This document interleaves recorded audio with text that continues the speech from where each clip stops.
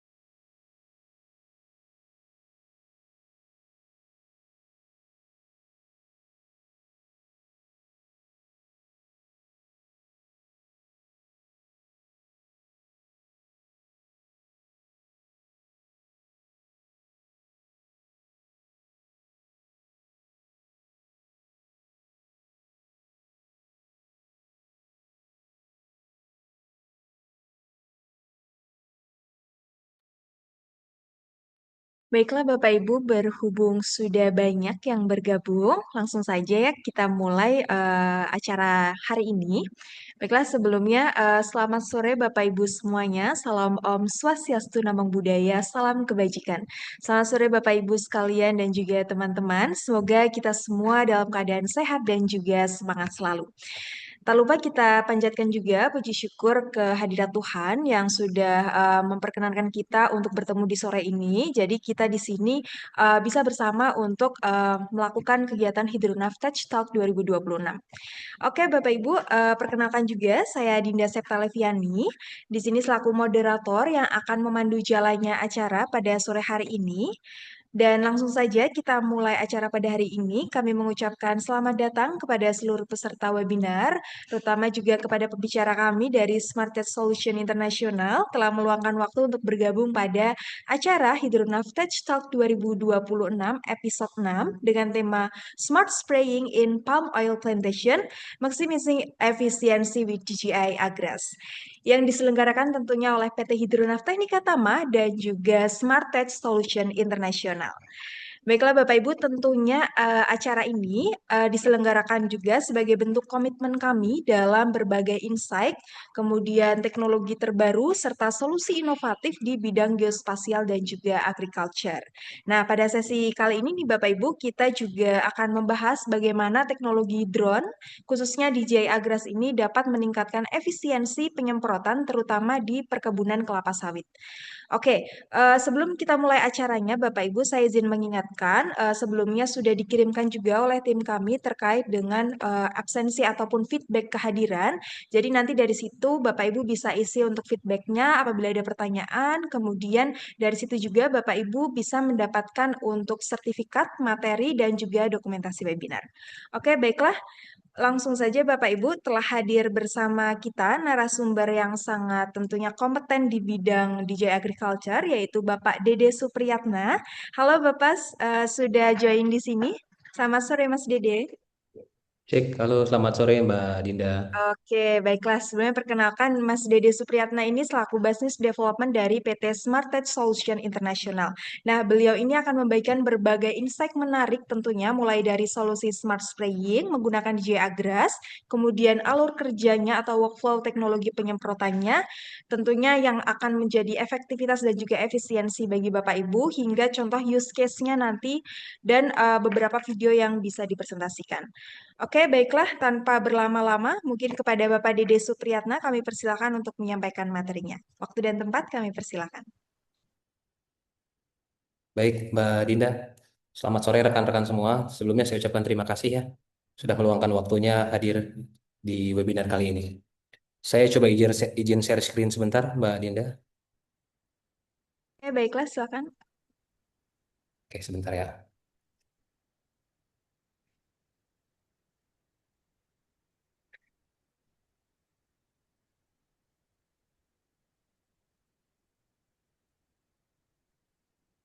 Sebentar.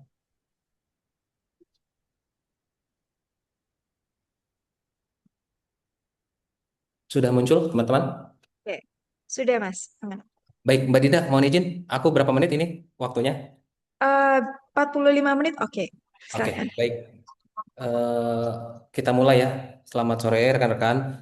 Jadi di sore ini sebetulnya saya akan coba sedikit paparkan mengenai smart spraying untuk penggunaan DJI Agras di perkebunan kelapa sawit.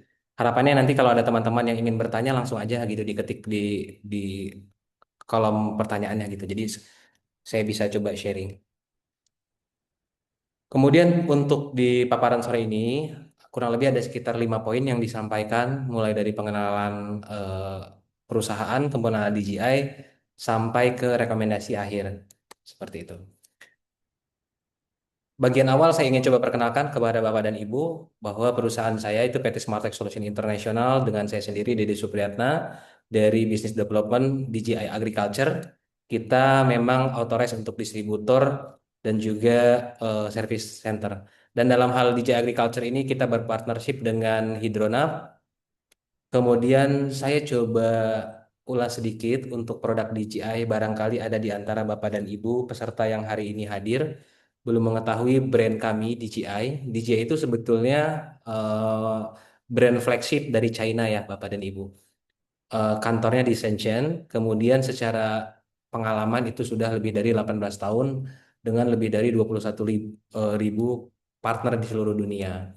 Coverage areanya itu lebih dari 100 negara dengan eh, operator dan jumlah drone lebih dari 400 ribu. Nah, coba kalau saya paparkan secara singkat mengenai development history, sebetulnya DJI itu sendiri sudah didirikan dari 2006.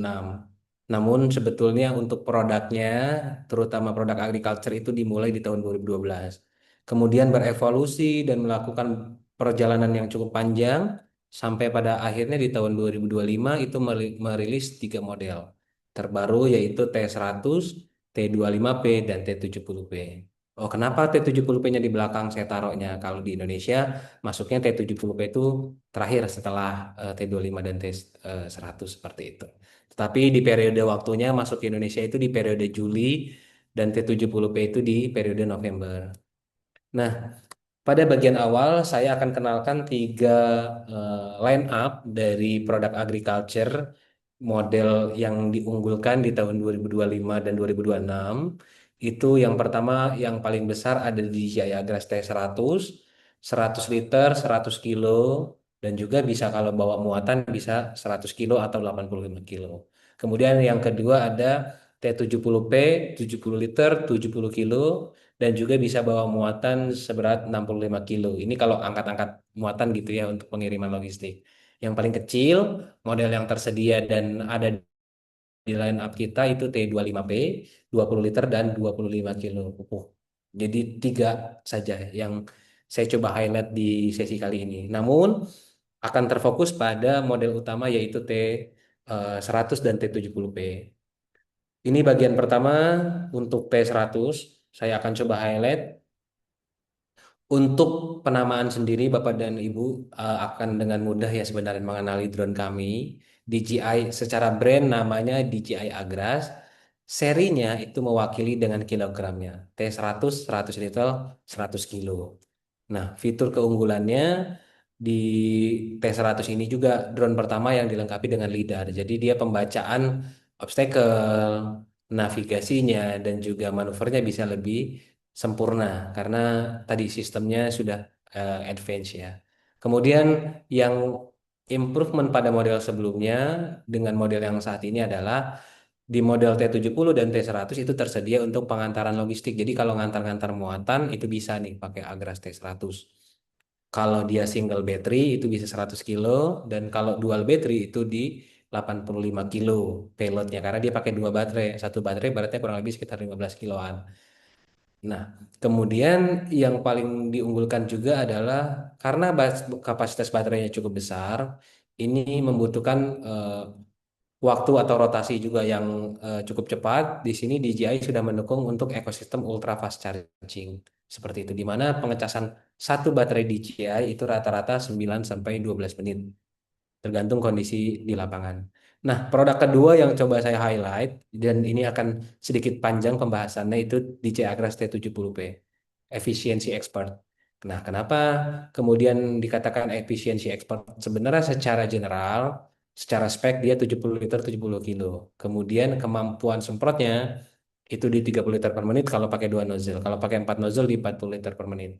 Nah, dia masih satu generasi dengan T100, secara nozzle pun sama. Jadi untuk meningkatkan hasil semprotan ini ada opsinya juga pakai nozzle yang sentrifugal yang standar atau pakai yang atomize seperti itu. Nah, saya coba highlight yang di produk yang pertama itu di propeller. Dia secara ukuran itu di 62 inch karbon ya. Nah, ini mendukung untuk operasionalnya di 13,8 meter per second. Nah, kenapa kemudian muncul angka 13,8 meter per second? Sebetulnya ini adalah regulasi yang diizinkan di Indonesia. Kalau di China sendiri bisa sampai 20 meter per second untuk kecepatan maksimum operasionalnya. Seperti itu. Nah, dengan desain motor, propeller, dan juga sistem propulsi dan ESC-nya, ini mendukung untuk membawa muatan tadi 70 liter atau 70 kilo dengan downwash atau tekanan angin yang lebih kecil gitu daripada seri T100 atau seri lainnya. Kemudian juga untuk masalah spraying sistemnya ini di-upgrade, di mana kita meningkatkan untuk flow rate-nya dan juga ukuran dropletnya seperti itu. Untuk ukuran dropletnya itu di 50 sampai 500 mikron itu yang ukuran standar. Kemudian kalau untuk yang pakai atomize itu bisa sampai 10 mikron. Bedanya apa? Kalau pakai dua nozzle standar, flow rate-nya itu di 30 liter per menit. Kalau ditambahkan lagi nozzle-nya 4 nozzle jadi 40 liter per menit. Nah, itu kalau kebutuhan flow rate-nya tinggi memang disarankan pakai additional nozzle seperti itu.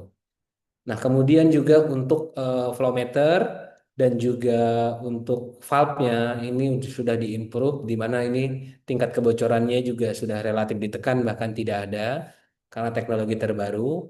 Kemudian juga untuk penyemprotan tadi saya mention di awal bahwa ada improvement nih.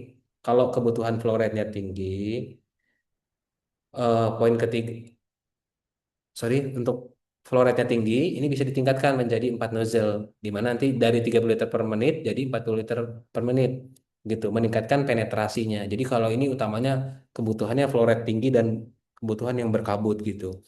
Kemudian untuk pemupukan sebenarnya ini dia bisa untuk 100 kilo ya. 100 kilo dengan tipikal material di 0,5 sampai dengan 10 milimeter seperti itu. Nah, ini meningkatkan efisiensinya tadi di mana di seri yang saat ini T100 dan T70P itu kemampuan menaburkan pupuknya dalam 1 menit itu bisa sampai 400 kilo kalau kita maksimalin parameternya seperti itu. Nah, lebar tabur pupuknya itu di 10 meter. Kemudian untuk kebutuhan-kebutuhan khusus, sebetulnya ketika melakukan pembelian itu ada dua screw feeder namanya. Nah, ini di seri sebelum itu belum ada.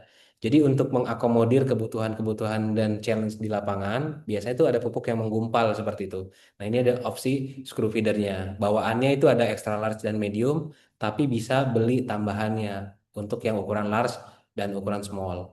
Masing-masing beda tuh peruntukannya. Gampangnya untuk pupuk-pupuk yang umum tuh pakainya extra large, tapi untuk pupuk seperti kayak bibit-bibit rumput gitu itu pakainya yang small, yang kecil. Nah, secara safety system sebetulnya dia kita sebutnya three vision system ya, dengan ada kamera dan juga binokular sistemnya. Kemudian radar juga tetap dua dipertahankan, tapi ada peningkatan pada FPV kameranya, di mana mendukung untuk night vision untuk operasional malam hari dan lampu yang ditingkatkan jadi lebih terang.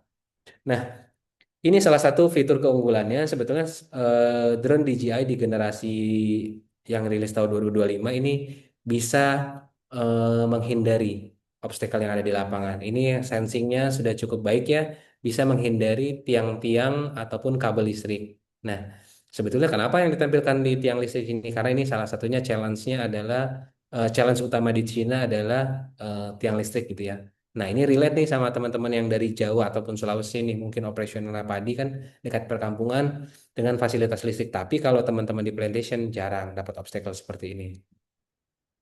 Nah, kemudian kalau untuk teman-teman yang ada di palm oil, ini kebutuhannya untuk area berkontur, DJI Agras T70P itu udah sangat cocok. Bahkan di seri terkecil T25P itu sudah bisa ya untuk follow kontur, follow terrain. Jadi dia bisa mengikuti bentuk surface-nya. Jadi kalau dia berundak atau ada beda permukaan, dia akan mengikuti permukaan tersebut. Nah, kita tuh settingnya misalnya 3 meter. Lah, permukaannya itu 7 meter. Nah, dia akan terbang di 3 meter dan juga di 7 meter di atas permukaannya tadi tuh. Jadi kurang lebih ketinggiannya 10 meter tuh kalau ada perbedaan bentuk permukaannya. Ilustrasinya pada video ini. Nah, kemudian juga ada smart AI, jadi bisa melakukan pendeteksian pada obstacle-obstacle. Ini memudahin pilot nih untuk nge-markingin obstacle-nya. Kemudian juga ada AR. AR ini dia ngebantu pilot memprediksi pergerakan dari agras itu. Nah, kelihatan di sini ada jalur hijau, jalur kuning, jalur merah. Nah, itu dia ngebantu ngeprediksi. Jadi operasional kita sekarang relatif lebih mudah ya. Karena semuanya otomatis, nah pilot tuh hanya mengkontrol saja, melihat saja. Nah, tadi yang saya mention di awal bahwa untuk operasional malam hari kita juga coba tingkatkan. Nah, ini salah satunya drone kita itu bisa lebih terang ya untuk operasional malam hari seperti itu. Nah, kapan harus malam hari ini sebenarnya? Ini balik lagi kepada rekomendasi dari partner-partner di plantation karena ada beberapa case itu hama atau ulat itu disarankan pengaplikasiannya malam hari. Jadi selama tim operasionalnya PD, drone kita sudah mumpuni kok untuk operasional malam hari seperti itu. Juga pada remote ini kita ada improvement yang paling signifikan adalah remote generasi yang sekarang tuh lebih terang. Jadi dia kalau di bawah sinar matahari itu lebih terang seperti itu. Terus juga ini fitur tambahannya ya, meskipun fitur utamanya tadi nyemprot atau mufuk atau nganterin muatan, tapi drone-nya kita di Jaya Agras ini bisa juga untuk mapping. Kapan harus pakai mapping ini? Sebenarnya ini salah satunya dipakai untuk mengupdate base map. Kalau operasionalnya, karena dia base mapnya itu pembuatan misi dia berdasarkan Google ya, base mapnya Google. Tapi ada area-area yang dia kadang base mapnya itu nggak kebuka atau item gitu. Nah kita nge-markingin atau kita nge-mappingin dulu tuh biar lebih presisi seperti itu. Nah, kemudian juga new fitur ini multi plot gitu ya. Jadi ada banyak-banyak plot yang kita tinggal bisa bisa pilih dan bisa langsung kerjain gitu. Singkatnya itu. Kemudian yang cukup populer dan kita mulai create di Indonesia ini adalah pengantaran logistik. Jadi salah satunya kemarin kita kegiatan di Aceh itu ada kegiatan kemanusiaan, kita bantu juga pengantaran logistik pakai di Jaya Agras. Seperti itu. Nah, yang tadi ini pengantaran logistik ini yang bikin beda adalah kalau generasi sebelumnya itu tidak ada tuh fitur ini. Yang di generasi sekarang 70 dan 100 ada fitur ini di mana ada sensor 3 aksis nih. Jadi kalau dia bawa muatan, drone-nya tuh kemungkinan besar tidak akan ke bawah akan atau nggak akan kebanting nih sama muatannya. Karena dia udah ada sensor 3 aksisnya ya. Untuk muatannya dia kalau tadi cairan dia 70 liter, 70 kilo atau pupuk. Nah, kalau dia lifting dia di 65 kilo. Seperti itu. Nah, untuk mendukung operasionalnya, ini ada aksesoris tambahan nih. Bisa kita kita pilih sebetulnya. Dia nanti di misinya tuh memilih ke multiplot gitu ya. Kita tandai beberapa titik gitu. Mau drop ke titik A atau ke titik B. Nah, itu bisa. Seperti itu. Nah, dia juga dilengkapi dengan dongle RTK-nya gitu ya. RTK dongle yang kalau emang kita butuhin, itu bisa kita provide. Nah, yang paling kecil si T25P Flying Solo. Kenapa Flying Solo? Karena sebetulnya drone ini didesain untuk operasional-operasional kecil dan simple gitu ya. Jadi kayak yang mobilitasnya tinggi, area akses areanya susah, pakai yang ini T25P. 20 liter air, 25 kilo pupuk. Nah, kalau flow rate-nya dia sama dengan generasi T25 dan T50 yaitu di 16 dan juga 24 liter kalau pakai 4 nozzle. Nah, bagian akhir daripada sistem yang dijelaskan pada drone tadi sebetulnya adalah di manajemen sistemnya, di mana DJ itu punya namanya DJI Agriculture Management System yang mengakomodir seluruh data operasional di lapangan. Jadi data-datanya itu ketika kita upload itu akan terintegrasi dengan platformnya kita. Jadi para owner itu bisa melihat data yang tim kita kerjakan gitu ya. Datanya itu termasuk apa? Termasuk rute terbang, jalur terbang, bahkan ke parameternya juga sudah masuk variabel-variabel parameternya. Nah, data itu bisa diekstrak melalui eh, KML file yang butuh jalurnya atau dari Excel gitu. Jadi Excel kita bisa dapat summary-nya. Nah, kemudian yang berikutnya adalah skenario. Nah, Bapak dan Ibu, saya akan jelaskan lebih detail mengenai produk kita tadi. Jadi ada banyak sekali produk DJI, tapi umumnya di plantation skenario-nya ini. Yang pertama blanket skenario. Jadi ilustrasinya pada gambar pertama adalah satu area lahan. Ini luasnya 21 hektar. Blanket berarti keseluruhan. Kita akan menyemprotkan atau memupuk secara keseluruhan pada area ini tanpa kecuali. Jadi area-area kuning itu ada area planning seperti ini. Jadi di seluruh area itu akan disemprot tuh dengan kurang lebih ilustrasi begini. Nah, untuk mengakomodir kebutuhan lain, oh saya pengen nyemprot atau saya pengen mupuk, tapi pada area tertentu saja. Misalnya pada area TBM, atau ini kalau pengen mupuk tapi di jalur di Pasar Mati atau Pasar Pikul saja. Atau gampangnya ada satu jalur yang di skip, seperti itu, di skip, itu bisa diakomodir. Nah, kami menyebutnya itu dengan selective skenario. Ya, tapi untuk istilah di agrasnya itu beda lagi. Nanti itu saya jelaskan terpisah. Kemudian untuk mengakomodir penyemprotan atau pemupukan per titik bisa juga. Tapi kami gampangnya bilang spot skenario. Seperti itu. Nah, bikin misinya. Jadi dari bentuk misinya Bapak dan Ibu seperti ini. Yang sebelumnya itu bentuknya garis, jalur ya. Ada yang di area yang flat, sedangkan ada yang area teras ya. Kemudian kalau yang ini tuh titik dia, bentuk mission planningnya juga titik-titik. Jadi dia hanya nyemprot pada titik-titik itu saja. Nah, seluruh skenario tadi sebenarnya ini saya kelompokkan ke dalam equipmentnya ke dalam dua opsi ya, yaitu yang basic atau advance. Nah, kalau yang basic tuh seluruh skenario blanket kita bisa provide gitu ya. Kita tinggal bawa unit, datang ke lapangan udah langsung terbang. Tapi kalau yang advance, kita butuh drone tambahan, yaitu yang drone DJI Agriculture dengan RTK dan juga DJI DRTK dan juga di software processing gitu. Nah, gampangnya nggak gampang sih sebenarnya. Secara komprehensif, ini ilustrasinya seperti ini. Kalau bagian A itu bagian preparation, kita tuh pilih tuh. Hari ini kita mau ngapain ya? Nyemprot atau mupuk? Anggaplah kita mau nyemprot ya. Nah, nyemprotnya itu ngapain? Misal blanket. Blanket tuh kapan? Nanti akan saya jelaskan bagian akhir. Blanket itu ya udah kita tinggal datang ke lapangan, bikin masukin parameternya, ya udah kita langsung terbang. Tapi kalau misinya yang tadi jalur-jalur selektif atau jalur spot atau pucuk-pucuk tadi, kita tuh datang, kita mapping dulu pakai drone mapping. Ini yang kita sering pakai adalah Mavic 3 multispektral ditambah DRTK. Setelah itu landing, kemudian kita processing datanya pada software DJI Terra.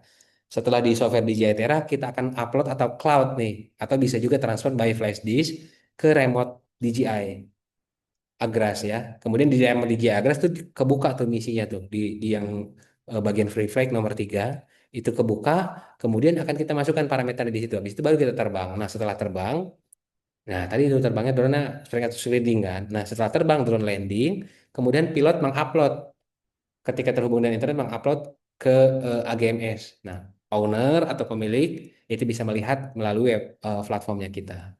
Seperti itu. Kemudian bagian berikutnya adalah di agriculture case study. Nah, sebelum kita beranjak lebih jauh, sebenarnya ada 4 tantangan utama penggunaan DJ Agres di plantation ini. Pertama, plantation itu ukurannya besar.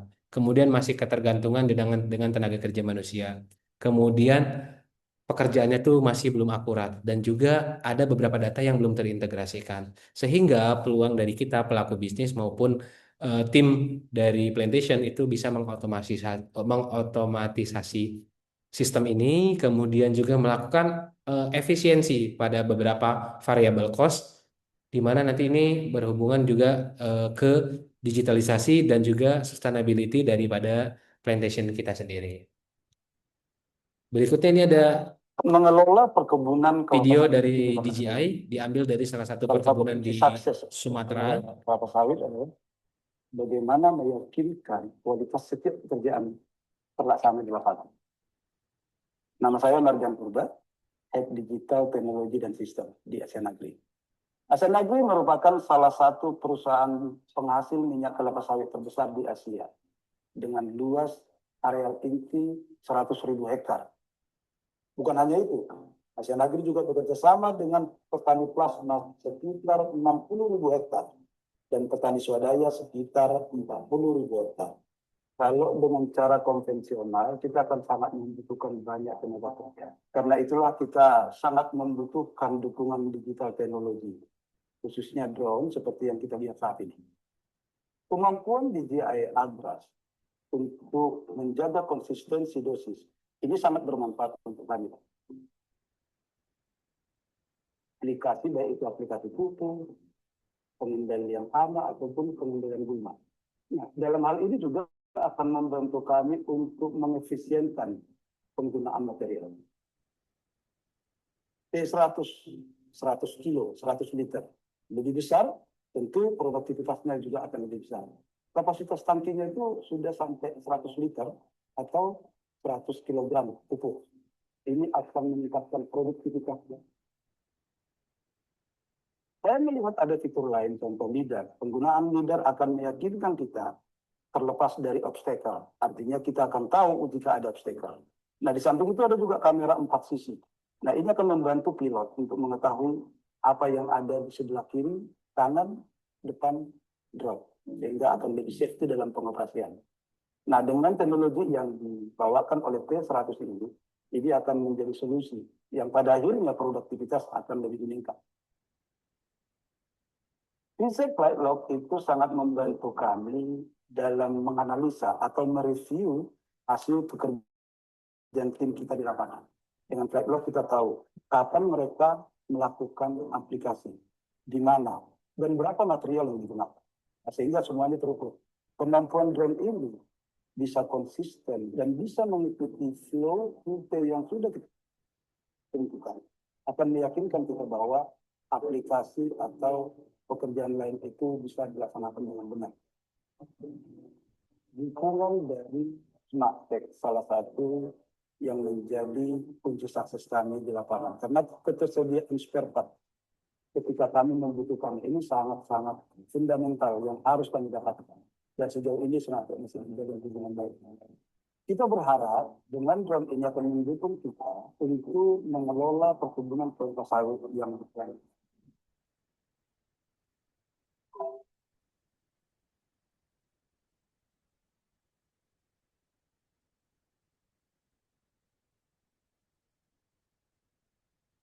Baik, Bapak dan Ibu, tadi salah satu video singkat ya, case tadi. Kita beranjak ke pembahasan yang lebih detail. Jadi saya akan coba highlight di sesi kali ini karena keterbatasan waktu ya, Bapak dan Ibu. Saya akan coba highlight di bagian spraying saja. Jadi kalau yang spraying sebenarnya itu ada 6 potensial use case yang kita bisa pakai untuk DJ Agras. Di luar itu masih ada penggunaan untuk pemupukan maupun pengantaran logistik. Nah, Bapak dan Ibu bisa catat. Kemudian setelah ini bisa berkonsultasi dengan Bu Dinda atau saya untuk pembahasan yang lebih detail mengenai pemupukan maupun pengantaran logistik. Nah, case tadi yang pertama ini adalah pre-planting spraying. Jadi penyemprotan herbisida, sebenarnya penyemprotan herbisida ini dipakai untuk proses land clearing ya. Jadi habis dia tebang, habis dia harvest tuh dia tebang, kemudian kan muncul tuh rumput-rumput. Nah, kita tuh semprot rumput itu supaya ketika nanti penanaman sawit itu aman tuh nggak ada rumputnya. Nah, ini kita nyebutnya pre-planting spraying atau herbicide spraying atau land clearing gitu ya. Nah, sebetulnya ini ada salah satu contoh kalau nyemprotnya itu kondisi gulmanya atau kondisi rumputnya seperti ini. Nah, dengan drone DJI Agras yang saya tampilkan ini ada T50 pakai 2 nozzle. Biasanya yang kita pakai itu application rate-nya atau volume semprotnya itu di 40 liter. Nah, dengan 40 liter ini, drone kita kan bisa mengangkat juga 40 liter. Artinya dengan satu kali penerbangan itu bisa mencapai sekitar 1 hektar. Nah, penggunaan chemicalnya berapa banyak? Penggunaan chemicalnya kurang lebih di 2 sampai 2,5 liter seperti itu untuk herbisida nih dengan kondisi yang seperti ini. Maka dengan operasional 7 jam per hari itu bukan sesuatu yang mustahil kita bisa dapat 2 blok ya. Karena kalau di sawit itu rata-rata bloknya ada yang 20, ada bahkan yang ada 30. Itu 2 blok bisa nyampe tuh. Tapi kalau secara angka kita bisa bilang di 30 sampai 42 hektar per hari itu. Nah, kemudian kalau untuk kondisi gulma yang lebih rapat atau gulma yang lebih tebal, biasanya application rate-nya beda tuh. Dia pakai di 50 liter ke atas tuh, nggak 30 liter lagi. Terus juga karena ini kebutuhannya kadang ada yang pengen lebih deras flow rate-nya. Ini contoh kalau kita pakai drone T50, kita pakai 4 nozzle.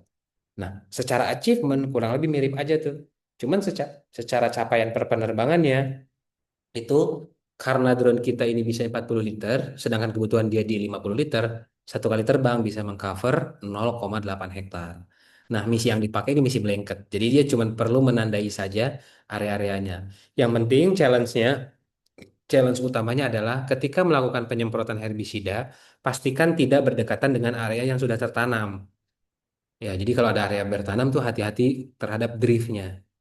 Nah, untuk mengatasi drift tadi itu variabelnya apa? Droplet size-nya diperhatikan, arah anginnya diperhatikan, kecepatan drone-nya diperhatikan.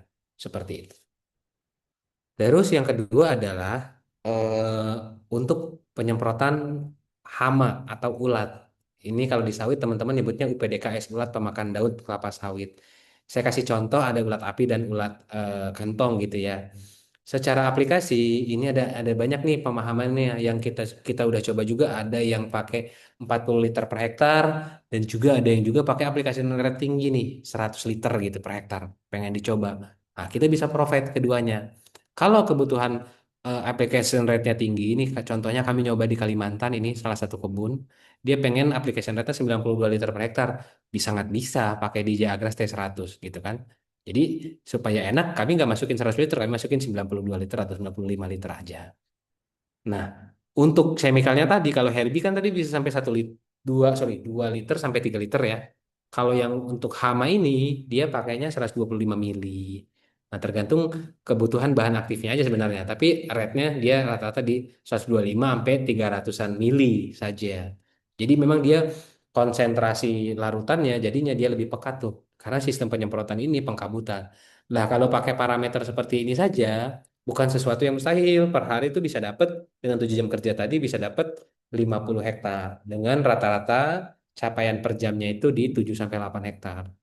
Jadi minimal banget nih 1 jam tuh di 6 kali terbang atau rata-ratanya bisa dapat di 8 kali terbang. Nah, kemudian yang kedua adalah Adoretus. Saya nggak tahu Bapak dan Ibu sudah cukup familiar atau enggak, tapi ini case yang kita lagi develop dan juga sudah mulai rame nih peminat di tempat lain karena ada beberapa temuan. Kalau Adoretus ini dia bentuknya tuh mirip apa ya? Mirip wereng seperti gambar ini. Tapi dia makannya daun-daun kelapa sawit yang muda tapi bukan bagian pucuk aja. Jadi kalau pucuknya keserang oriktes, daun-daun muda yaitu keserang sama si Adoretus ini. Nah, dia aktifnya tuh cuman dari jam-jam 5 sore sampai jam 9 malam. Jadi setelah pergantian waktu itu, jadi durasi dia beraktivitas keluar itu juga cukup singkat. Nah, sehingga sebetulnya kita bisa mengakomodir kebutuhan seperti ini pakai DJI Agras dengan skenario spot spraying tadi. Tapi kita tambah ini 4 nozzle. Yang saya tampilkan nih T50 ya, pakai 4 nozzle. Jadi dia dengan 4 bagian tadi pada 4 baling-balingnya, 4 bilah baling-baling bawahnya ini dia ada nozzle-nya nih 4. Nah, dia menyemprot langsung ke seluruh permukaan daun seperti ini kurang lebih ilustrasinya. Nah, satu kali baterainya ini dengan dosis tadi 200 mili per pohon per pokok ya. Sorry, yang ini 360 mili per pokok. Jadi dia setiap nyemprot habis 360 mili dia akan pindah ke pohon kedua dan nyemprot 360 mili berikutnya.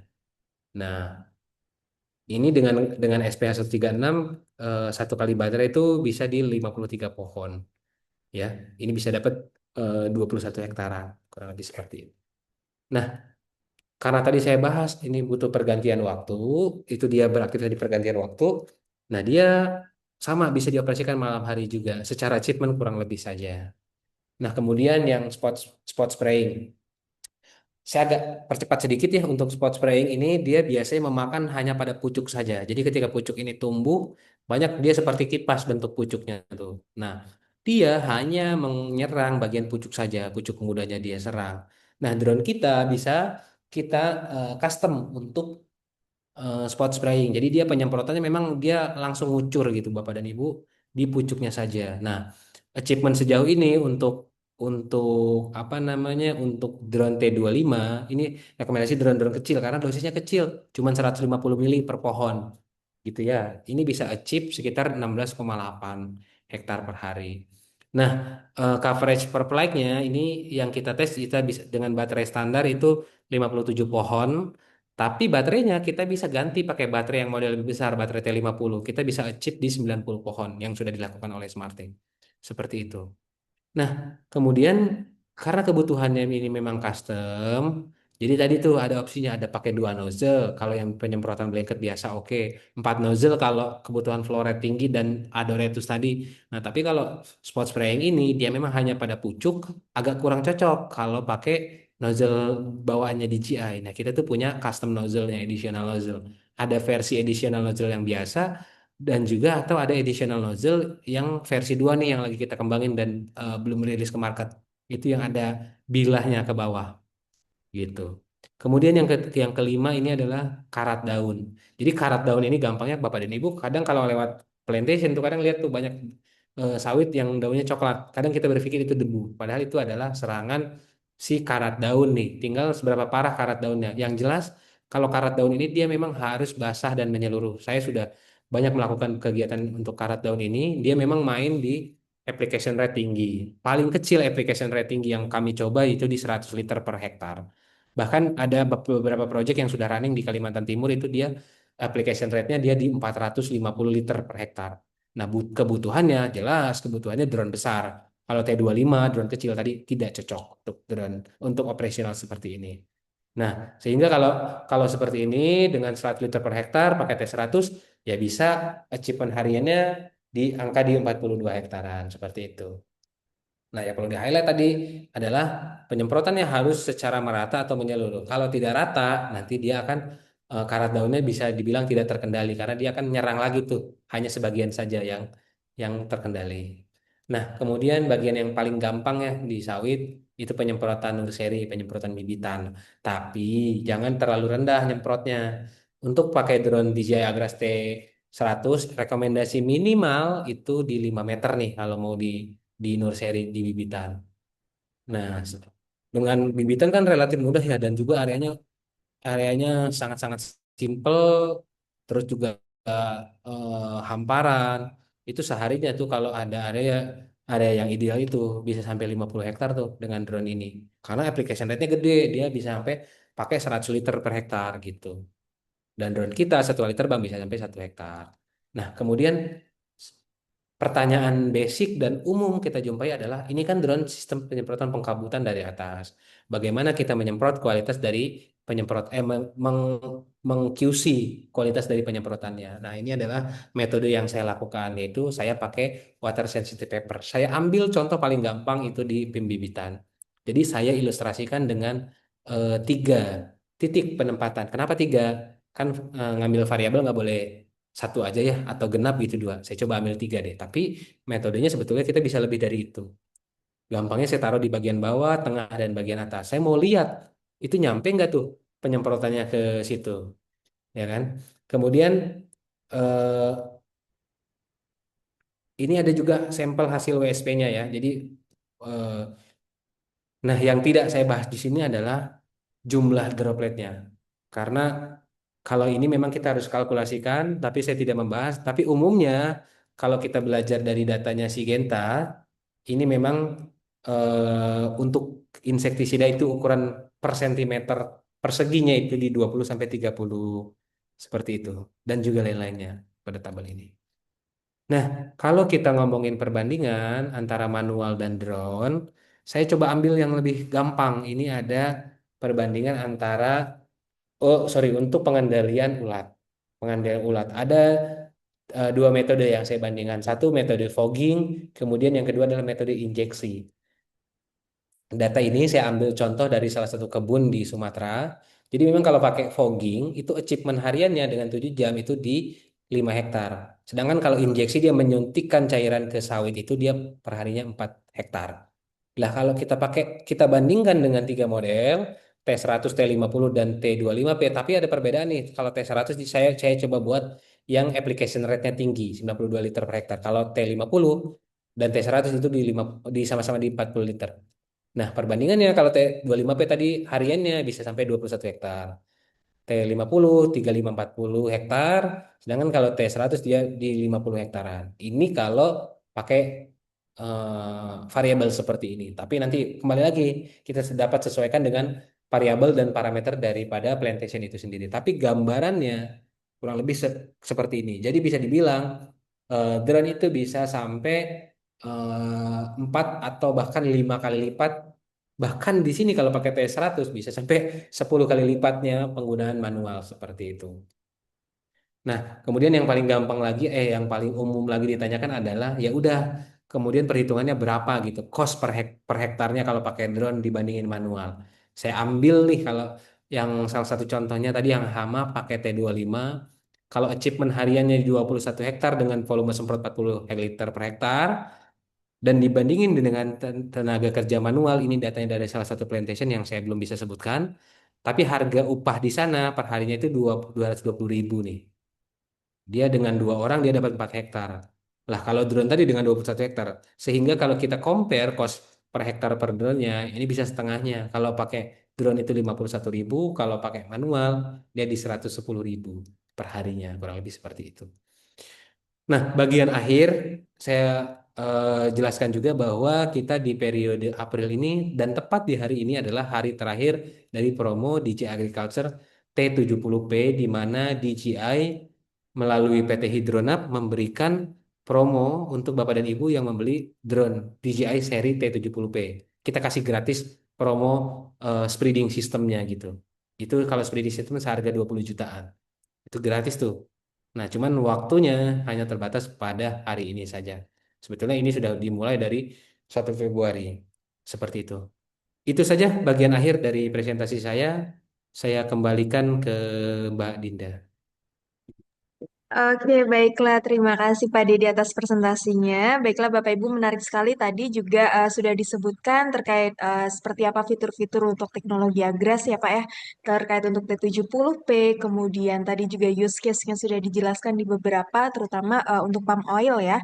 Nah, dan tadi yang menarik di bagian akhir adalah ada promo untuk T70P sendiri. Nah, nanti kalau misalnya Bapak Ibu tertarik nih, bisa hubungin saya atau Mas Dede gitu.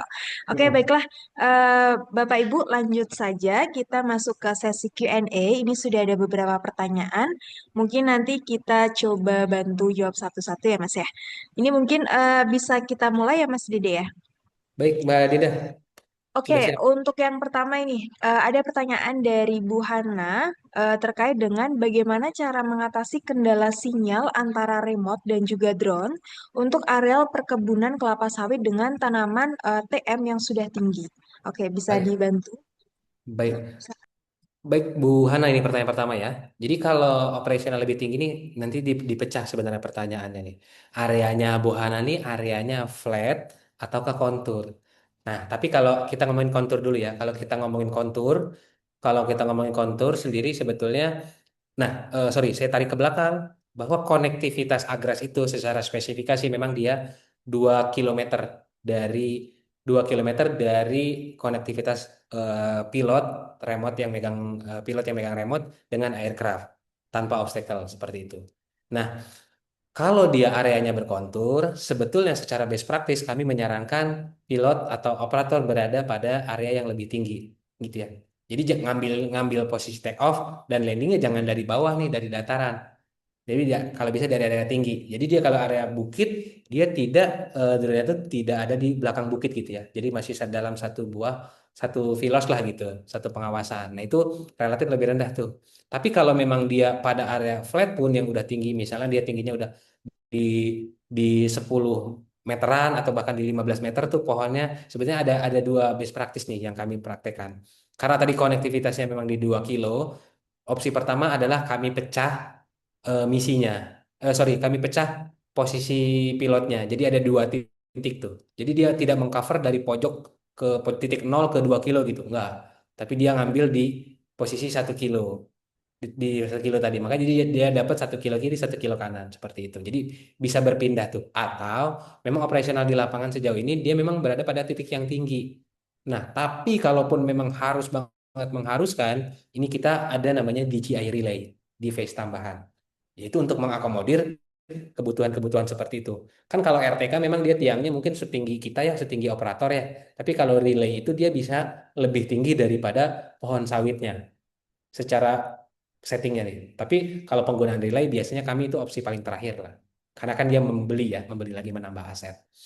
Tapi dengan coba dengan di beberapa titik dulu, titik take off atau landingnya tuh masih terputus enggak? Atau bahkan nanti kalau ada case yang lebih spesifik, Ibu Hana itu bisa kasih kita contoh arealnya, jadi kita bisa kasih rekomendasi best practice-nya itu sangat-sangat bisa. Demikian Bu Dinda untuk pertanyaan Bu Hana. Oke, terima kasih Mas Dede.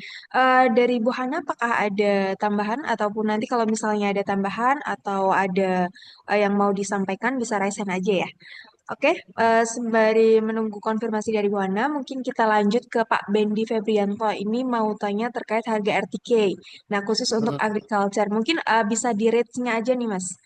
Oke, Boleh baik. diinfo. Tapi kayaknya gini, kalau masalah harga, nanti enakan dari Bu Dinda kasih penawarannya Iya, berapa. Saya bisa kasih jawab. siap. Cuman yang perlu di-highlight nih, biasanya nih, DRTK-nya kita itu memang DJI itu DJI DRTK 3 nih yang generasi yang sekarang. DJI DRTK 2 ada untuk generasi yang sebelumnya. Nah, Hmm. bedanya secara harga beda tuh. Yang DRTK 3 lebih murah. Nah, kemudian kalau DJI DRTK ini yang untuk khusus agriculture tuh ada DJI 3 AG. Jadi dia memang kompatibel untuk Agras aja. Tapi yang ada juga DJL DRTK3 multifunction. Nah, itu bisa untuk Agras dan juga bisa untuk drone enterprise atau drone mappingnya. Nah, kalau kebutuhannya ada pakai drone enterprise, saran saya lebih baik ambil DRTK3 yang multifunction. Jangan yang AG. Karena nanti kalau udah punya drone mapping RTK, nggak bisa connect tuh. Ah, agak kurang pas. Tapi kalau cuman kebutuhannya cuman untuk eh, pekerjaan yang blanket, tapi pengen presisi pakai RTK, ambil AG nggak masalah. Selisih harga juga sedikit gitu. Untuk detail detail harganya, rate-nya itu nanti bisa dari Bu Dinda seperti itu. Oke, siap. Terima kasih. Jadi tadi sudah diberikan opsional terkait dengan DRTK yang pas ya Mas ya ibaratnya gitu. Baik Yang seperti paling itu. oke. Oke, ini mohon izin jadi ada replay lagi dari Bu Hana terkait dengan pertanyaan apakah dari STS sendiri sudah ada penerapan relay modulnya? Kalau relay kita dari gini, kalau STS itu kita banyaknya mendampingi operasional. Jadi bukan STS yang operasional banget di lapangan ya, tapi kalau partner yang minta didampingi untuk pakai relay ada.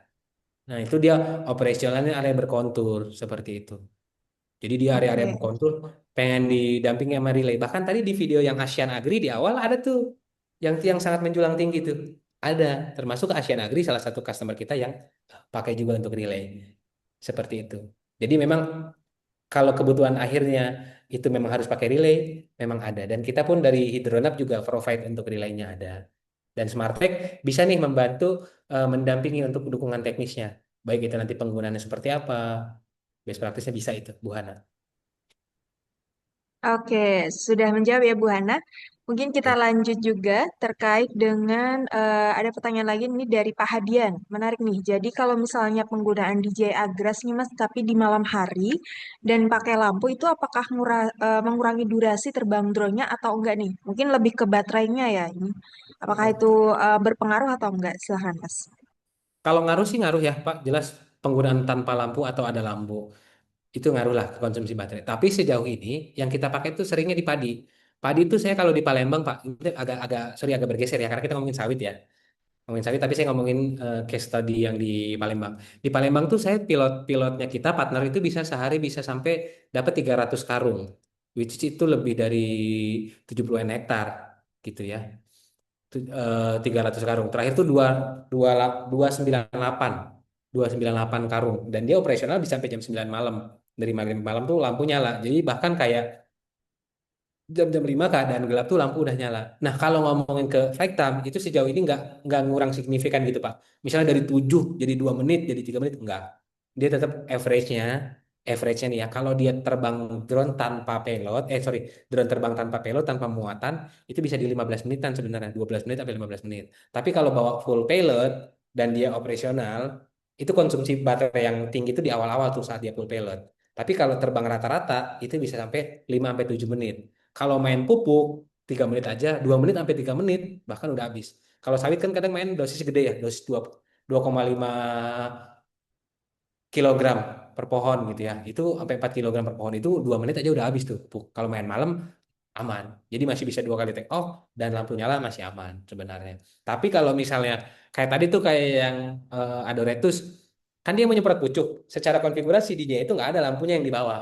Nah kita pakai aksesoris tambahan aja. Tapi lampunya memang yang tidak terintegrasi sama baterai agrasnya. Kayak gitu. Tapi kalau lampu bawaan sendiri yang dia 75 watt dan terang itu aman nggak ngurangi durasi penerbangan seperti itu. Pak Hadian semoga terjawab. Oke, siap. Terima kasih infonya. Kemudian ini ada pertanyaan lagi, ini cukup menarik juga kalau terkait dengan kadang kan palm oil kita banyak ya Mas ya untuk daerah yang berbukit atau topografinya kurang bagus lah gitu. Nah, itu untuk penggunaan drone spraying sendiri, misalnya untuk pemupukan ataupun spreading granula itu seperti apa? Apakah efektif atau enggak? Ini dari Anonymous ya. Oke, Hmm, silakan baik. Mas. Ini untuk penanya yang nggak disebutkan namanya ya. Jadi kalau ada area berbukit penggunaannya apa sih tadi, Mbak? Penggunaan drone-nya. Kalau area pokoknya area berkontur ya gitu, area berkontur ada. Betul. Cuman baik lagi sekarang pertanyaannya saya lempar balik kepada partner dari Plantation. Pemahaman dari Plantation tuh maunya seperti apa? Kan kalau dulu pernah dengar kan pemupukan pakai pesawat. Nah, kalau pesawat kan tembak aja dia, tembak. Mau ada rumah, ada jalan dia pupuk. Kalau drone ini enggak aman dia, bisa milih tuh. Ada jalan dia stop, ada rumah dia stop untuk mupuk nggak pupuk. Kalau area berkontur aman tuh. Nah, pemupukannya dia bisa blanket, jadi ditaburin merata, atau dia bikin jalur, jadi tidak dipakai spinner atau dikucur. Nah, dia bentuk jalur tuh. Gitu. Di sesi ini saya tidak tampilkan. Nanti mungkin setelah ini kita bisa request sesi dengan berikutnya dengan Mbak Dinda. Tapi ini bisa diakomodir semuanya gitu. Tapi kalau ngomongin penyemprotan ya, area kontur atau area kontur, area gambut, area flat, area kayak manapun bisa. Tinggal balik lagi rekomendasinya apa? Mau nyemprot per pohon atau mau nyemprot rata gitu. Nyemprot per pohon kita bisa. Mau apa? Mau nyemprot yang tadi seluruh daun atau mau nyemprot pucuk aja bisa. Jadi drone-nya bisa tuh. Tinggal nanti disesuaikan sama dosisnya. Nah, di konteks yang kali ini tuh saya tidak membahas secara mendalam ke dosis penggunaan chemical karena agak kurang pas ya. Itu bagian teman-teman formulator yang lebih tepat tuh. Dan agak nggak pas nih, biasanya kita udah ada referensi, terus kebunnya minta, oh saya punya racun sendiri, saya punya dosis sendiri. Nah ya udah, misalnya ada kebun A, pengennya tuh 200 mili per pohon. Oh drone agras bisa dong gitu. Nah, nanti rekomendasi operasional seperti apa kita bisa rekomendasiin. Tapi sejauh ini aman. Nah, metode ngecek efektivitas dan efisiensinya itu kalau dari kita selaku aplikator drone kita pakai water sensitive paper. Tapi dari kebun ada metode konvensional. Jadi dia kebun tuh akan melakukan sensus sebelum aplikasi. Misalnya berapa persen serangannya. Kemudian setelah aplikasi itu biasanya ada yang 3 hari, ada yang 7 hari, ada yang 14 hari. Nah, 7 hari setelah kita semprot, berapa persen ulat yang mati, ulat yang terkendali, kelihatan berapa. Kayak gitu sih, Bu Dinda. Semoga terjawab. Oke, siap. Terima kasih, Mas. Oke, mungkin nanti Anonymous ini kalau misalnya ada pertanyaan lagi bisa disampaikan dengan sebutkan nama ya. Jadi biar nggak bingung nih sebutnya. Oke, baiklah. Kemudian selanjutnya nih Mas, ada pertanyaan lagi. Apakah ketika drone itu menjalankan misi dan dia lost ya Mas ya mungkin telemetrinya dari remote, apakah aman drone itu jalan sendiri atau apakah kita tunggu saja melihat drone penyemprotan ini terbang rendah gitu? Seperti apa? Boleh disampaikan? Baik, jadi kalau dari sistem safety ini sebenarnya ada namanya file save ya. Jadi kalau teman-teman main UAV juga udah familiar ya. Ketika dia terputus, nah itu ada gini, ada kondisi alo agras tuh sinyal terputus, baterai habis atau cairan habis. Ya kan? Kalau sinyal terputus dia mau ngapain? Itu bisa kita pilih. Mau dia hover, mendarat atau dia pulang, itu bisa. Tapi kalau sinyal terputus, kita suruh pulang, nggak akan selesai kerjanya. Ya kan, ya udah dia hilang aja tuh. Dia si begitu terputus pulang nggak selesai juga. Nah, kemudian kalau dia baterainya lowbat tuh ngapain dia? Dia hover atau pulang. Meskipun airnya masih banyak, anggaplah dari 100 liter airnya masih 40 liter, tapi baterainya lowbat. Nah, kita kategori lowbat itu biasanya kita setting threshold di 30% rekomendasi DJI. Ketika dia menyentuh angka 30%, dia akan muncul pop up notifikasi baterai low. Instruksinya apa? Apakah dia landing, apakah dia RTH, hover, dia diem di tempat atau dia pulang? Biasanya pulang tuh kalau bed gitu. Nah, begitupun kalau dia misi udah selesai. Nah, ketika drone cairannya habis, ngapain dia? Jangan diem doang, jangan disetting hover, ya setting pulang gitu. Meskipun baterai masih 70%, kalau airnya udah habis, pulang. Nah, itu settingan itu gampang, bisa kita sesuaikan sesuai dengan kebutuhan. Tapi utamanya kalau memang pun dia terputus koneksi, nah ini baik lagi sih based on experience. Based on experience. Kalau memang jam terbangnya sudah tinggi, aman tuh dia. Keputus-putus sinyal dikit, putus-putus dikit, aman. Tapi kita bisa ngukur. Drone kita kan terbangnya 5 sampai 7 menit nih. Tapi 1 menit terputus koneksi dan belum ada pergerakan. Salah satu cara adalah samperin. Gitu. Biasa gitu sih. Tapi kalau emang yang udah biasa dan jam terbang tinggi, aman sih, no issue. So far aman. Dan itu selama itu operasionalnya auto, teman-teman pilot punya screen record, ketika itu terjadi amit-amit crash, DJ itu komitmen sama dukungan after sales-nya. Jadi kita cover warantinya.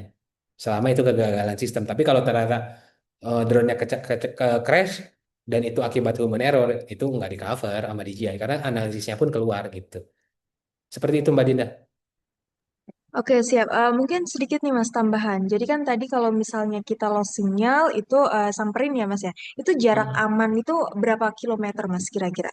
Kalau sejauh ini sih rata-rata ini ya. Kalau kita tuh operasional nggak jauh-jauh, Mbak. Jadi kalau rata-rata petak nih ya, biasa kan dia panjangnya tuh bisa sampai 500, sorry, panjangnya 500, lebarnya 1 kilo gitu. Ya udah kita ambil tengah-tengah Oke, tuh. Jadi dia bisa mengcover tuh. Tapi biasanya kalau kita bagian kotak tuh biasanya bagian pojok kiri atas tuh misalnya tuh.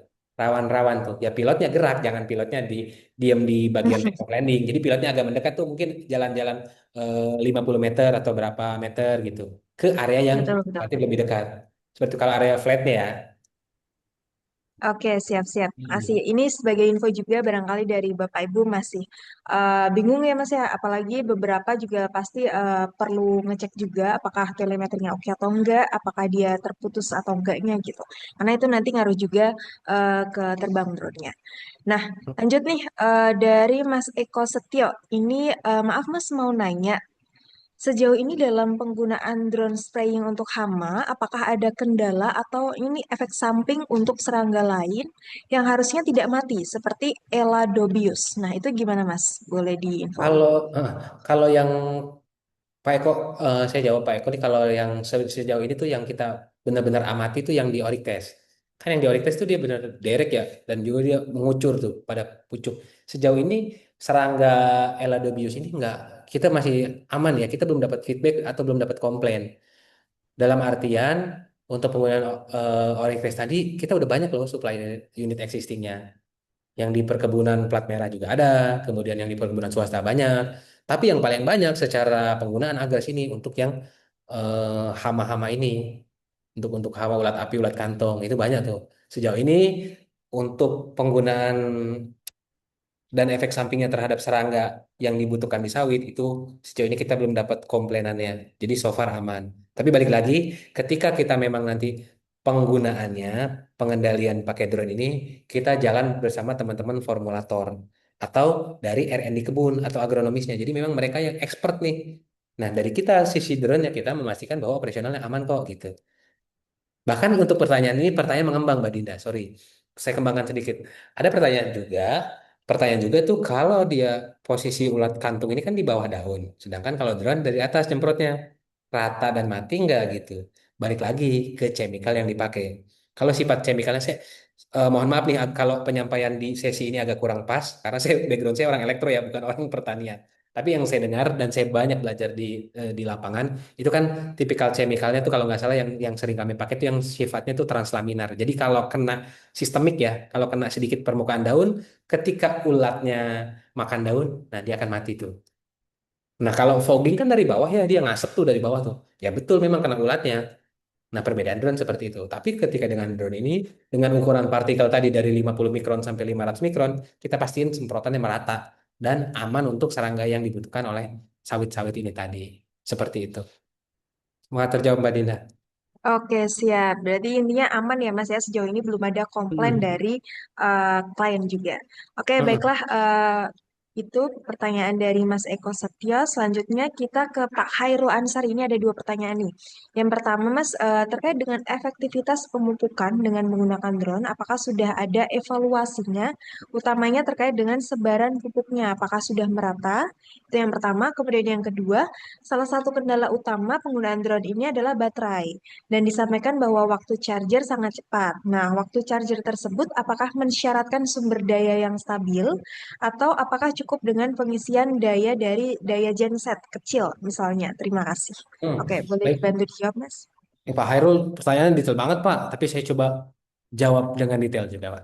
Yang pertama adalah efektivitas pemupukan. Ini kalau kita ngomongin pemupukan, ada dua Pak, efektivitasnya itu apa? Satu, kan kalau mupuk tuh tepat waktu, tepat dosis, tepat sasaran. Saya kalau ngomongin tepat dosis dulu ya. Kalau tepat dosis tuh yang kita sudah QC itu kita, tapi saya agak sedikit geser nih. Industrinya bukan sawit, kita nyoba di forestry dan itu sudah di QC. Kita di Pekanbaru didapat 94% akurasi dosis.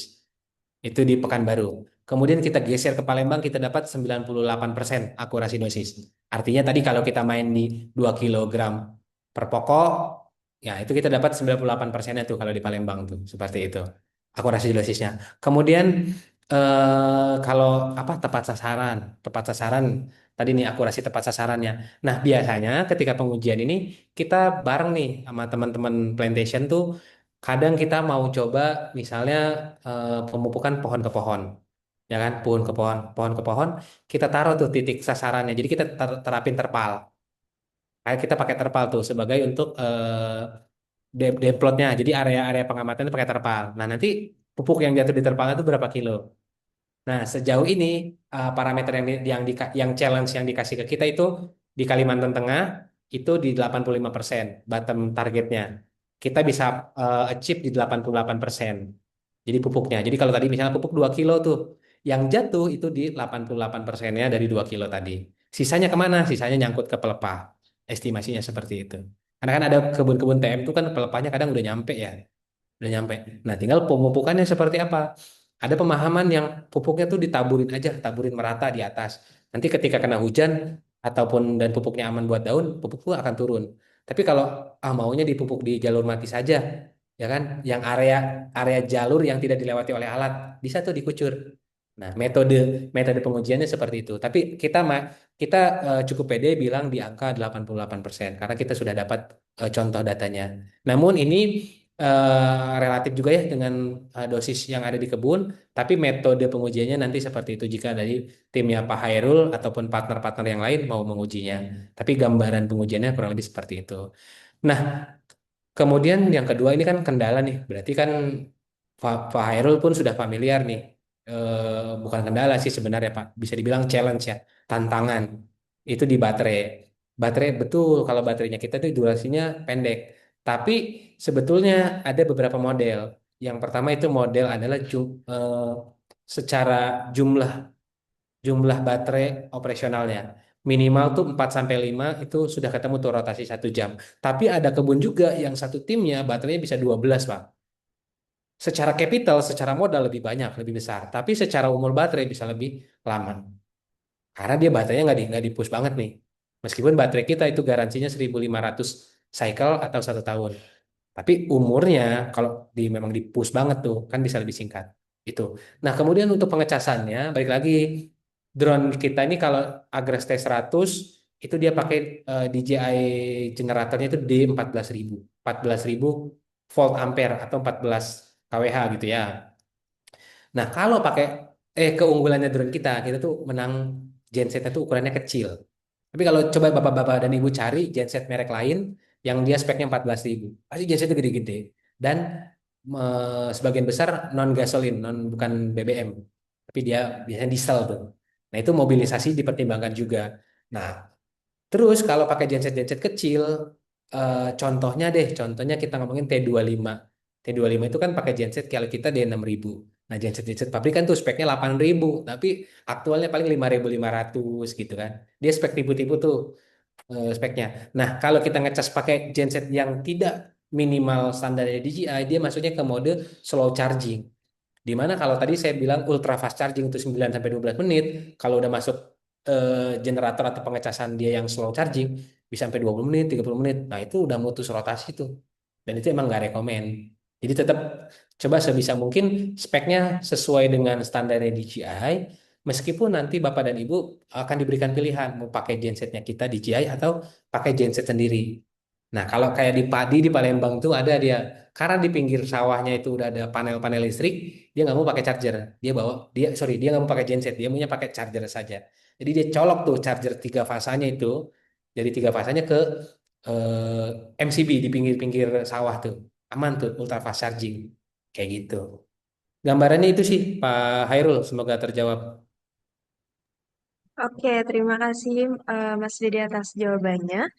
Kemudian lanjut kita ke Pak Firman, ini bertanya terkait dengan apakah Agras itu bisa connect RTK dengan GPS lain selain menggunakan DRTK yang tadi sudah disarankan ya untuk DRTK 3 gitu. Gimana Mas?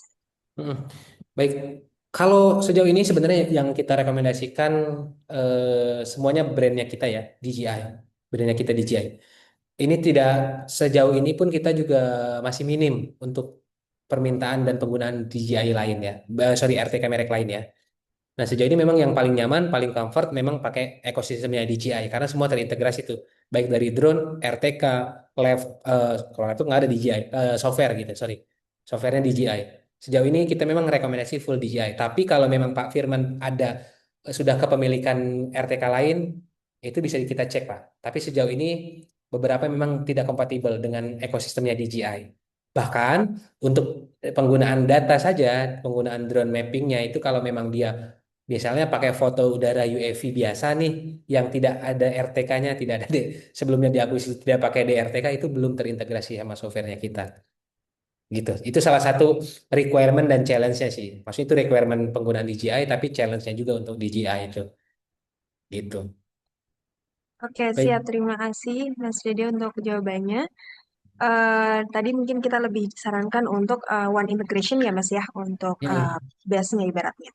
Nah, kemudian Mm-mm. ini ada pertanyaan lagi. Saya mau bertanya, jika pilot drone sedang flight plan dan tiba-tiba lost signal, apakah tetap RTH?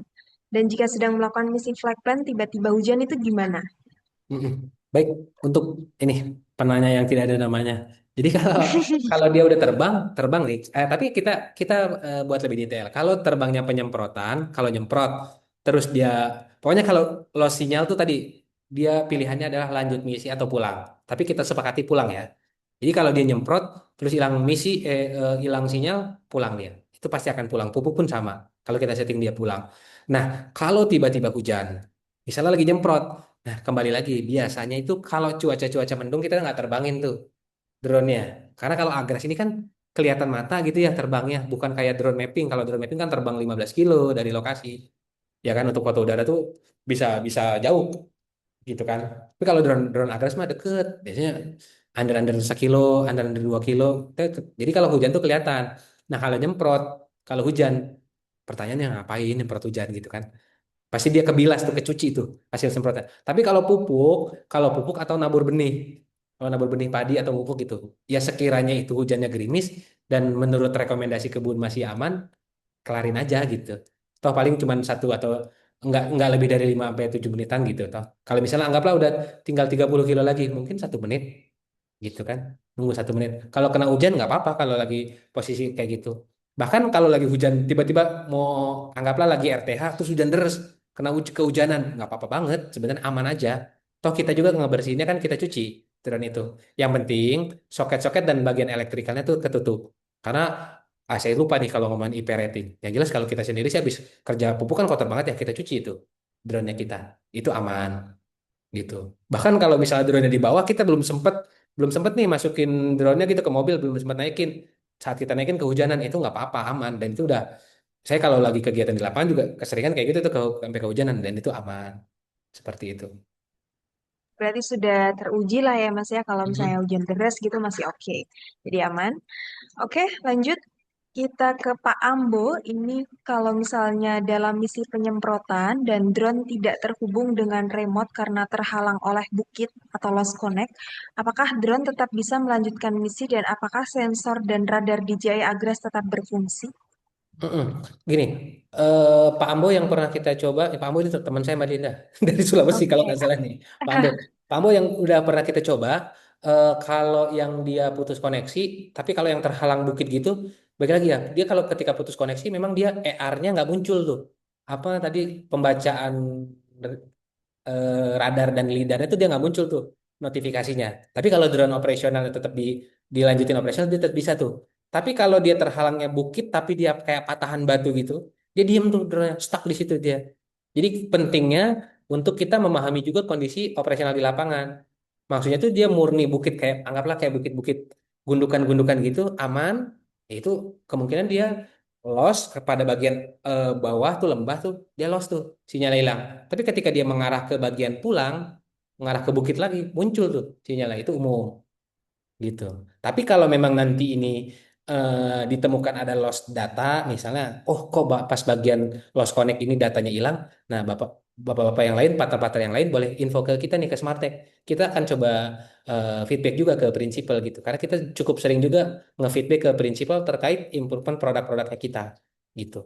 Jadi misalnya bapak, bapak dan ibu ada merasa fiturnya nggak puas, sampein aja ke Smartech gitu. Kita bisa punya otoritasi dan memang kita punya akses untuk nginfoin ke prinsipal terkait kebutuhan ini. Bahkan tadi kalau di teknologi 2019-an ini ada partner-partner juga yang join di tahun-tahun sebelumnya, itu kan DJ nggak bisa tuh buat spot spraying gitu kan. Tapi karena demand di Indonesia banyak dan kebutuhannya banyak, nah kita kasih feedback tuh. Makanya DJ menghadirkan fitur itu. Kurang lebih seperti itu Mbak Dinda. Oke, siap. Terima kasih, Mas.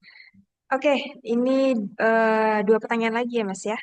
Mungkin dari Pak Hendra nih. Pak Hendra, bagaimana vendor dapat membuktikan secara valid dan tidak dapat dimanipulasi bahwa berdasarkan data asli DJI itu benar-benar melakukan aktivitas penyemprotan pada area PPS yang dilaporkan, bukan hanya Hmm. terbang atau melakukan perpindahan biasa, serta bagaimana mekanisme audit dan cross-check yang dapat dilakukan oleh owner untuk memastikan keabsahan data tersebut. Kayaknya ini lebih Baik, advance sih pertanyaannya. Boleh baik. dibantu, Mas? Tadi mungkin setelah ini nanti Bu Dinda kan akan share ya ke Pak Hendra juga terkait paparannya. Cuman akan lebih, saya coba akan paparkan lebih singkat aja. Jadi kalau cara kita nge-QC Pak, nge-QC kerjaan satu kan, biasanya kita dapat SPK-nya nih Pak, SPK blok itu ya. SPK blok itu anggaplah 20 hektar. Nah, di saat kita jalankan drone ini, nah ini kita balik lagi, kita pecah nih. Bapak apakah nanti kepemilikan tim sendiri, Bapak tim sendiri, terus Bapak pakai drone-nya, jadi timnya dulu di internal, in-house team, atau pakai vendor, jadi vendor kontraktor lain yang pakai gitu ya. Nah, tapi baik itu pakai kepemilikan sendiri maupun pakai kontraktor, itu sudah ada SOP-nya pasti Pak di internal. Contohnya tadi tinggi terbang yang diizinkan oleh perusahaan Bapak adalah 3 meter. Lebar jalur yang diizinkan maksimal itu misalnya 6 meter. Nah, variabel itu tuh variabel yang nggak bisa kita nego, Pak, dari pilot. Jadi mau nggak mau kami memang harus men-setting tuh parameternya itu dan tidak boleh berubah. Nah, ketika itu berubah, kan data, nah sorry, tadi data di DJI Agriculture Management Systemnya kita itu kan per flight ya, per penerbangan. Jadi misalnya baterai nomor satu dipakai terbang dapat 1 hektar. Datanya tuh satu, Pak, satu data. Nah, kita bisa tarik dari Excel-nya. Tapi sambil saya coba share ulang ya, Mbak Dinda. Boleh Mas, silakan. Sudah muncul belum ya? Sudah, sudah, sudah. Oke, baik. Tadi Pak Kevin bukan sih yang nanya? Nah, Ini Pak Hendra tadi. oh sorry, Pak Hendra. Pak Hendra, ini dari Nawasena. Mana ya tadi ya? Nah, ini Pak, gini. Jadi gini, cara ngeceknya, kan kita pasti dia ketika mengupload tuh nggak bisa tuh Pak. Sejauh ini kita belum dapat tuh report juga bahwa ada vendor atau ada user yang bisa memanipulasi data ini. Karena data ini ketika diupload sudah Pak, sudah masuk ke platform kita. Di platform kita di GMS ini nggak ada button untuk edit Pak, hanya button untuk view dan download Pak.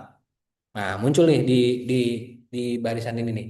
Ini kalau kalau dia memang yang rute ya. Jadi kalau memang dia terbangnya ini 30 liter per hektar, kecepatannya itu di 5 meter per second misalnya, tingginya di 3, dia kan muncul kan di sini 4,6 meter per second, kecepatan lebih pelan, tingginya di 3,3 meter. Nah, biasanya kan Bapak dari user pasti ada toleransinya kan, sekian persen dari parameter gitu. Nah, itu ada Pak. Sejauh ini mekanisme pengecekannya kurang lebih seperti itu Pak. Jadi dari apa yang dikasih, SPK yang dikasih, SPK-nya 20 hektar misalnya, di saat pengerjaan dan parameternya itu kita sudah cek sesuai, saat pekerjaan selesai, pilot itu harus memprovide data, Pak. Data itu dapat dari screen capture remote-nya sesuai dengan luasannya. Kemudian kalau mau apa ya, Pak, mengaudit parameternya, Bapak bisa akses dari AGMS ini sendiri. Bisa di-download KML-nya maupun di-download Excel-nya. Dan dari Excel pun sama, Pak, ini totalannya. Gitu.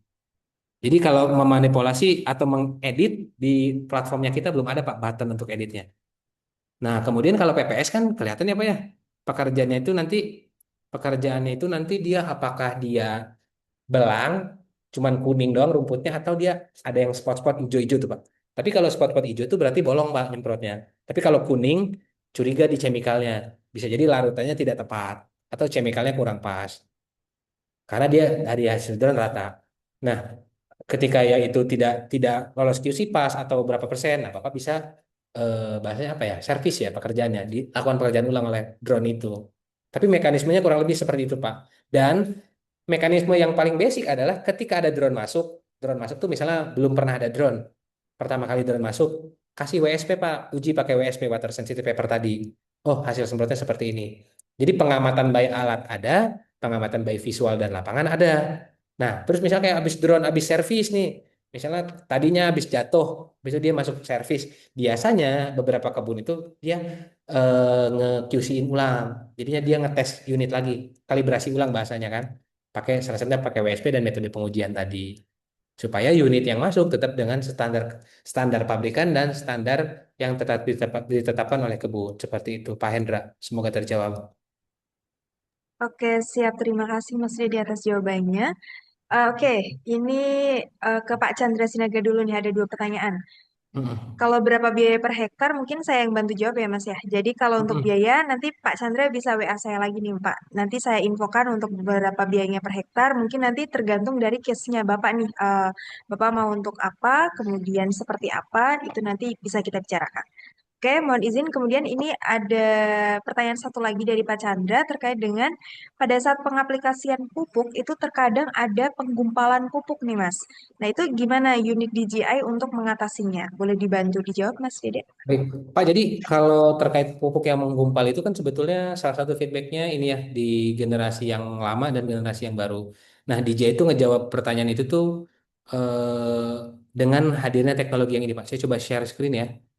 Udah muncul ya, Mbak Dina. Jadi di teknologi yang sekarang itu baik T25, T100 maupun T70P, sorry. Nah, jadi jadi di teknologi sekarang ada namanya screw feeder, Pak, atau auger.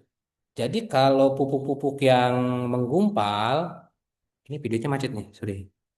Pupuk-pupuk yang menggumpal itu bisa kita eh, pecah, Pak. Ini karena ini ada augernya kan. Nah, dia ada pencacahnya, Pak, kayak ada skrunya. Nah, ini pupuk-pupuk yang menggumpal bisa hancur nih di sini. Dan di button di remote-nya pun itu ada fitur knockback, Pak. Knockback daripada si augernya ini. Nah, itu bisa dinyalakan fungsinya oleh pilot di remote-nya kita. Sebentar nih. Nah, auger itu seperti ini, Pak. Nah, ini augernya nih. Nah, ini auger atau screw feedernya. Jadi ini bisa kita setting ukurannya dan pupuk yang masuk ke sini, kalaupun dia menggumpal nanti di dalam dia digiling, kecacah. Nah, ini improvementnya dari DJI. Cuman eh, yang jelas tuh, yang berdasarkan pengalaman saya, jangan pernah campurkan urea dan kiserit, urea atau dolomit atau kiserit bareng. Kenapa urea kan kalau kepanasan dikit meleleh. Kiserit atau dolomit kan bentuknya dia powder, jadi kayak adonan tuh. Itu udah kesalahan besar kalau dimasukin bareng. Tapi kalau kayak pupuk NPK gitu, NPK yang udah granul bagus, masukin sekarung, aman. Nah, cuman masalahnya umum, kalau masalah umumnya adalah kalau kita langsung masukin dari karung, biasanya benang-benang dari karungnya tuh masuk. Nah, itu. Nah, umumnya di kita buka karungnya dulu. Kalau dia gumpalan-gumpalan gedenya itu yang masih ada, kadang ada yang segede kepala, gumpalan pupuknya ini. Nah, kita hancurkan dulu lah. Tapi kalau gumpalan pupuknya segede-gede buah-buah jeruk sintang, santang gitu-gitu, aman tuh. Masih bisa hancur tuh. Yang penting pupuknya dalam keadaan kering kering ideal lah. Kalau menggumpal-gumpal sedikit aman. Nah, terus kalau pas operasional terus pupuknya menggumpal kan. Kita kelihatan tuh dia kalau drone misalnya yang spot harusnya per pohon itu misalnya 4 detik, dia tuh kadang bisa 5 detik gitu. Nah, kita kelihatan tuh. Berarti itu ada pupuk yang menggumpal, nggak usah lama-lama, ambil keputusan cepat untuk pulang. Nanti lihat tuh isi dalam tangkinya, pasti itu ada yang menggumpal seperti itu. Oke, siap. Terima kasih Mas Dede jawabannya. Kemudian ini tinggal satu pertanyaan lagi dari Pak Oke. Bendi, melanjutkan yang tadi ya, untuk DRTK 3 multifungsional. Itu apakah bisa dikonekkan ke DRTK 3 untuk yang Mavic 3 multispektral sebagai rover atau base-nya gitu? Heeh. Boleh dibantu Jadi, dijawab, Mas? oke. Jadi mungkin ini ya posisi DRTK 3 itu DRTK 3 multi itu kalau sama M3M ngapain gitu ya.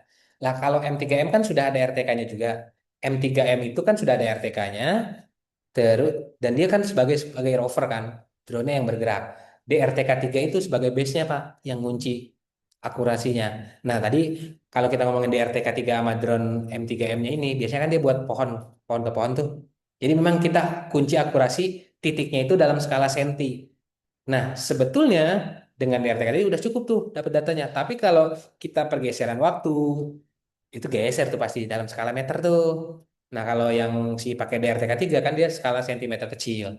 Nah, RTK 3 multinya tadi difungsikan sebagai base saat akuisisinya. Nah, kunci, bukan kunci sukses sih. Saya juga belum sukses-sukses banget. Best praktisnya itu kalau memang pakai penggunaan DRTK 3 dan juga drone DJI untuk mappingnya ini, titiknya jangan geser, Pak. Titiknya di titik yang sama. Jadi patoknya itu patok saat akuisisi dan patok saat eh, pekerjaan pakai agrasnya itu sama tuh. Kalau patoknya sama, titiknya sama, pasti presisi. Gitu. Tapi kalau patok akuisisinya di sini, habis itu kita pulang, kita olah data, habis itu patoknya pindah, pasti bergeser dia. Karena kita main di akurasi titik tadi tuh. Tapi kurang lebih seperti itu, Pak. Jadi kesimpulannya DRTK3 multifunction kalau di misi Agras yang pakai M3M itu difungsikan sebagai base, RTK base. Seperti itu.